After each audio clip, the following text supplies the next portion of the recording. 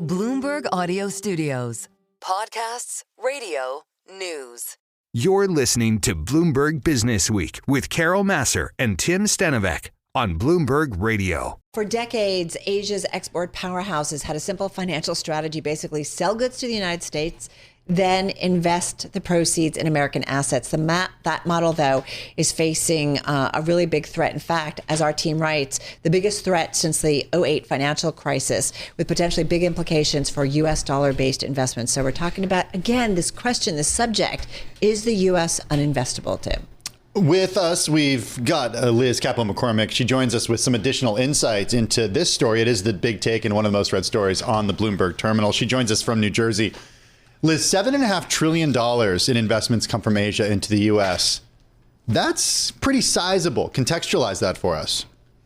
Yeah, absolutely. That's not nothing. And like you're mentioning, Ruth Carson and the team in Asia wrote this great big take on, what I think is great that they laid out, too, is this was kind of a shift that was slowly in motion, right? But that has gotten this rocket fuel with the new administration in the U.S. and the policies like they lay out. And there are, Tim, like you pointed out, they said trillions, over 7 trillion. I mean, that's a lot of money. For a while, even like some people, in U.S. think, I'm too U.S. centric, because it seemed like the U.S. you couldn't lose, right? Like they were saying for these Asian nations, they were exporting and taking all those dollars, putting them in U.S. assets, and it was a winner. The dollar was strengthening, U.S. stocks were outperforming everything, and now there's kind of like a not so much, right? Maybe we should rethink this strategy, which is happening as we speak, like they laid out in the story. Liz, even before Donald Trump's second presidency, capital flows from Asia, as the story points out, capital flows from Asia to the United States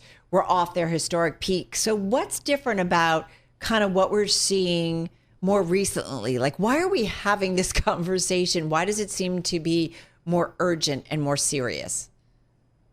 Well, I think because the administration, even President Trump in his first term, this wasn't such a top of mind. Not that it wasn't part of things, but it seems like in this rethink, we know he wants to bring a lot of manufacturing back. He's very focused on trade. They've talked, even though the Treasury Secretary said they still have a strong dollar policy, but there's been a lot of papers and their team and work on that, maybe the dollar's been too strong, right? And some of these nations they've alluded to are kind of using or had been using a weak currency as a way to help boost their exports. So I think, Carol, that's why we're talking about it, because it's been so clear. It's been out there in the trade policies, which I know are kind of unfolding all the time. But so you're just seeing, how can you not, be affected when you see the dollar down? And that was supposed to be the Trump trade, the strong dollar, right? And that has been tumbling all year. So people, the Asian currencies have been rallying. So you kind of can't not adjust to this. Like they talk about some of the insurance companies that got hurt from big moves in the Taiwanese dollar and other things, that it just been so outsized. So I just think that's why it's just so much more important now. And what I think is important is like our let's say ever smart, or we like to talk to him a lot, Steve and Jen talked about, like, we're only seeing the tip of the iceberg. There's more trillions to move. So that you kind of have to factor into your investment portfolios. If you think about the flows from the perspective of winners and losers in a situation such as this, what are the economies that are poised to be beneficiaries if we indeed see assets from outside of the United States that typically would flow into the U.S. move somewhere else? Yeah, a lot of the emerging nations are doing well. Their currencies have been appreciating. They've been getting inflows. Even like in general, like you're seeing more folks say, well, maybe I should allocate more to European investments, right? Anywhere that's kind of non-U.S., because I won't get into like some of the stuff that people are now digging into the weeds of this big, beautiful bill and seeing things that they're saying, does this support what you're talking about? And what the big take is talking about, that there is kind of a focus on the administration for a weaker dollar and things that will make other nations do better. That maybe if you get this, I'm remembering my days, and I don't remember much of graduate school and like the twin deficits, how, so my Professor Langdon, I would talk about how trade deficit is linked to the, the capital account. So, we get we're a trade deficit, but we got this money flowing in. So we're kind of upending that. We want less of a trade deficit. So you have to kind of figure the flow is going to be more of the money. The capital flow is going to go away as well. And we're starting to see that. What does that mean in terms of our U.S. financial markets, in terms of the U.S., we've often been so awash, I feel like, in money for investing, for building out, for building up. So what are the implications potentially? Or will there still be plenty coming into the U.S. and the U.S. markets that it'll be okay, just different?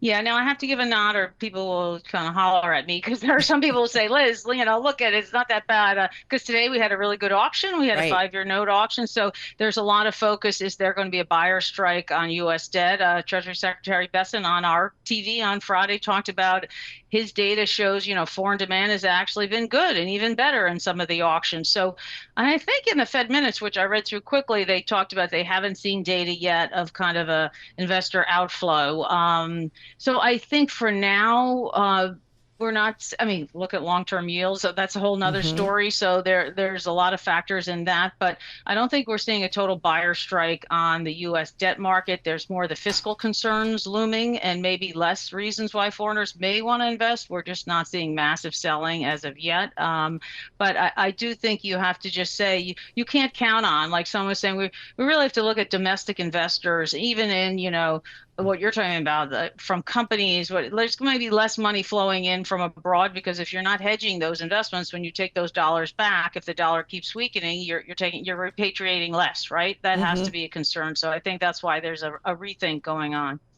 Is there something to be read into here about just the idea that during this administration there is this America First agenda, at least when it comes to manufacturing, when it comes to national security? Can we read into that when it comes to financial markets too, that potentially the politics of this just show that the world is becoming less interconnected when it comes to financial markets as well? Or is that not actually happening? Well, like I said, some of the data doesn't show massive outflow yet, but and some folks, even officials, I won't name names, say, oh, that's not going to happen. But I don't think, Tim, you can preclude that from happening because, it's just like we said, that trend that's been going on for a while, even diversify, foreign currency holdings. People want to have a little bit less in dollars. That has picked up a pace. So I do think you don't have to worry about right now, I don't think the massive volatility we're seeing, and we're seeing a lot in debt markets and in equity markets in the U.S., I think that's more driven by the on again, off again changes in trade policy, the bill moving through Congress, what people think its outlook is for the trajectory of the debt and deficit. But it's kind of like this slow current moving that the money, you're going to see less foreign money flowing into this country, I think slowly picking up a pace. All right. Good to check in with you. Always, always. Liz McCormick,